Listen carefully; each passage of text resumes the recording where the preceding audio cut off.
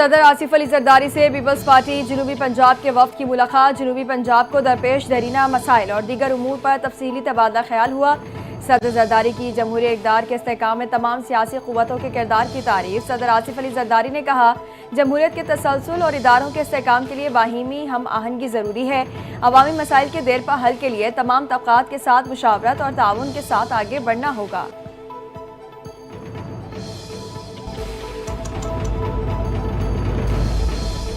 وزیر اعلیٰ پنجاب مریم نواز کا آٹے کے نئے نرخ کے مطابق روٹی کی قیمت مقرر کرنے کا حکم۔ پنجاب بھر میں آٹا سستا ہونے پر روٹی کے نرخ میں کمی لانے کی ہدایت۔ چکن، سبزیوں اور دالوں کے نرخ کی کڑی مانیٹرنگ کی بھی ہدایت کر دی۔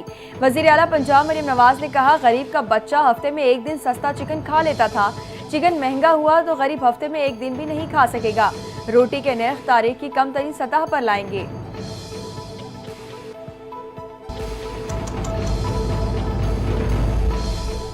پاکستان میں متبادل ذرائع توانائی کا انقلاب آ چکا ہے۔ گزشتہ ایک سال سے پاور سیکٹر میں اہم اصلاحات کی گئی۔ حکومت نے صارفین کو ریلیف فراہم کرنے کی کوشش کی۔ وفاقی وزیر توانائی اویس لغاری کا بجلی کے شعبے میں تبدیلیوں پر ورکشاپ سے خطاب۔ کہا، گزشتہ ایک سال میں صنعتی شعبے کا ٹیرف 30% کم کیا گیا۔ حکومت کی کوشش ہے کہ پاور ٹیرف میں پائیدار بنیاد پر کمی کی جائے۔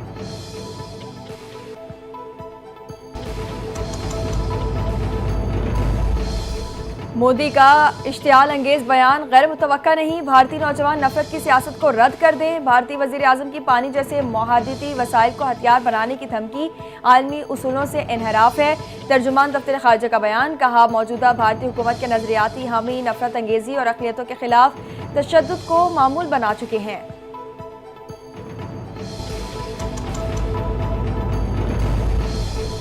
بجٹ میں دفاعی بجٹ بڑھائیں گے۔ پاکستان کے دفاع پر کوئی کمپرومائز نہیں کریں گے۔ اگر بھارت تھپڑ مارے گا تو ہم مکہ ماریں گے۔ وفاقی وزیر منصوبہ بندی احسن اقبال کا بھارت کو واضح پیغام۔ کہتے ہیں، اگر بھارت سمجھتا ہے پاکستان کا نقصان کریں گے تو ان کی بھول ہے۔ بھارت کے پاس پانی روکنے کا انفراسٹرکچر ہی نہیں۔ اس وقت ہمیں ترقی کی جنگ کرنی چاہیے۔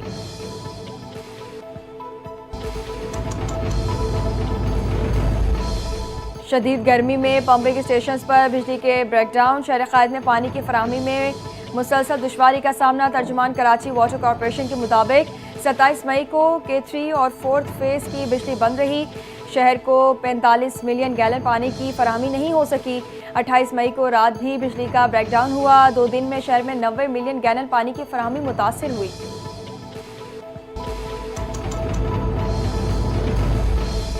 بلوچستان کے علاقے بولان میں افسوسناک واقعہ۔ مسافر کوچ ڈرائیور سے بے قابو ہو کر کھائی میں گر گئے۔ 4 افراد جاں بحق 32 زخمی ہو گئے۔ مسافر کوچ صادق آباد سے کوئٹہ جا رہی تھی۔ حادثے میں زخمی 32 مسافر کو اسپتال منتقل کر دیا گیا۔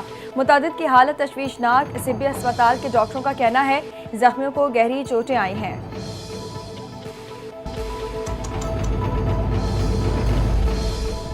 مشرق وسطی کی صورتحال پر اقوام متحدہ کی سلامتی کونسل کا اجلاس۔ پاکستان کے مستقل مندوب عاصم افتخار نے کہا، غزہ میں جو کچھ ہو رہا ہے وہ قدرتی نہیں، انسانوں کی پیدا کردہ تباہی ہے۔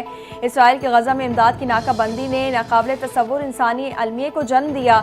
غزہ میں فلسطینیوں کی نسل کشی کو عملی طور پر روکنا ہوگا۔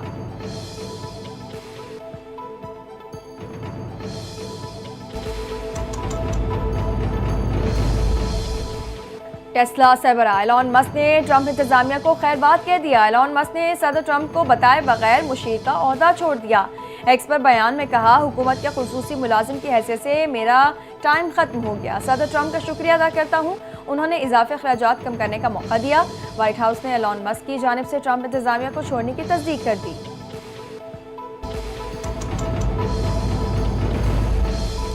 امریکہ نے چند کمپنیوں کو چین کو مصنوعات فروخت کرنے سے روک دیا۔ ترجمان امریکی محکمہ تجارت کے مطابق ٹرمپ انتظامیہ نے کچھ امریکی کمپنیوں کو چین کو مصنوعات فروخت کرنے سے روک دیا ہے۔ برطانوی اخبار فائنینشل ٹائمز کے مطابق ٹرمپ انتظامیہ نے چین پر سیمی کنڈکٹر ڈیزائن کرنے والے سافٹ ویئر کی فروخت پر مؤثر طور پر پابندی عائد کر دی۔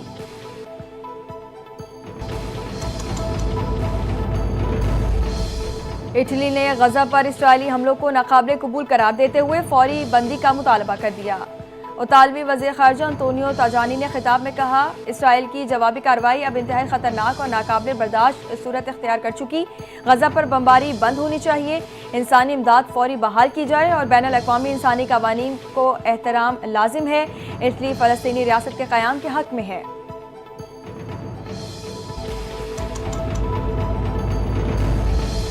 پاکستان نے بنگلہ دیش کے خلاف پہلا ٹی20 اپنے نام کر لیا۔ بنگلہ دیش کو 37 رن سے شکست، 202 رنز کے ہدف کے تعاقب میں بنگلہ دیش کی ٹیم 164 رنز پر ڈھیر ہو گئی۔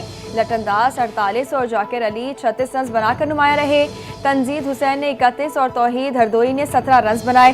پاکستان کی جانب سے حسن علی کی شاندار بولنگ 5 کھلاڑیوں کو پویلین کی راہ دکھائی۔ شاداب خان نے 2 وکٹیں حاصل کی۔ پاکستان کو 3 میچز کی سیریز میں 1-0 کی برتری حاصل۔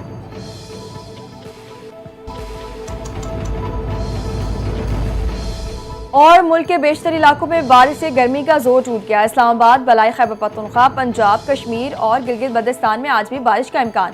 چند مقامات پر ژالہ باری بھی متوقع۔ محکمہ موسمیات کے مطابق میدانی علاقوں میں موسم شدید گرم رہے گا۔ سب سے زیادہ درجہ حرارت جیکب آباد، تربت اور سبری میں 37 ڈگری سینٹی گریڈ ریکارڈ ہوا۔